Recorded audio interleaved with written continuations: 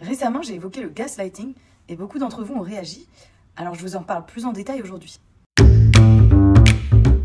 Qu'est-ce que c'est au juste le gaslighting? Il s'agit d'une manipulation psychologique qui vise à faire douter une personne de sa perception du réel, de son jugement et de la validité de ses pensées. Ce terme vient d'une pièce de théâtre de Patrick Hamilton qui met en scène un homme qui manipule sa femme pour tenter de la convaincre qu'elle perd la tête afin de lui voler ses bijoux. Pour manipuler, le gaslighter va déformer la réalité. Donc que ce soit en mentant, en omettant des choses, en niant aussi.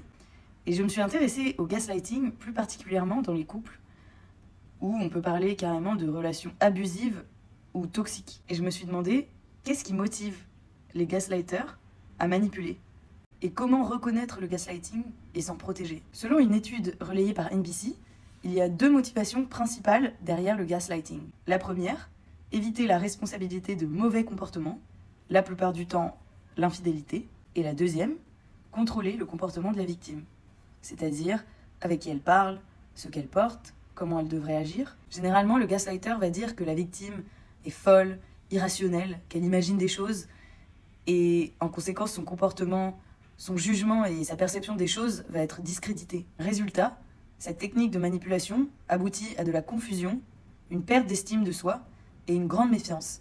Et plus je creusais sur ce sujet, plus je me rendais compte qu'il y avait des points communs entre le gaslighting et le machisme finalement. Et le point commun, c'est que c'est le contrôle.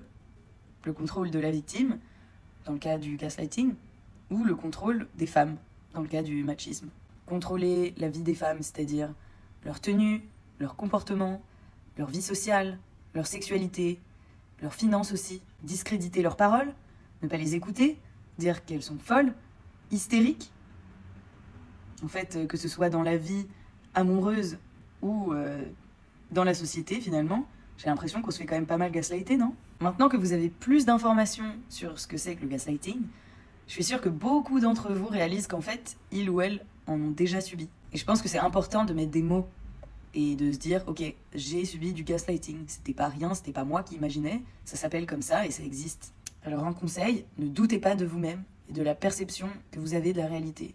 Faites-vous confiance. Ce qui aide et ce qui m'a aidé personnellement, c'est de me confier, que ce soit à des proches de la famille, des amis, même un ou une thérapeute, pour avoir une vision extérieure et mieux se rendre compte de ce qui se passe. Mais en tout cas, ne restez pas seul.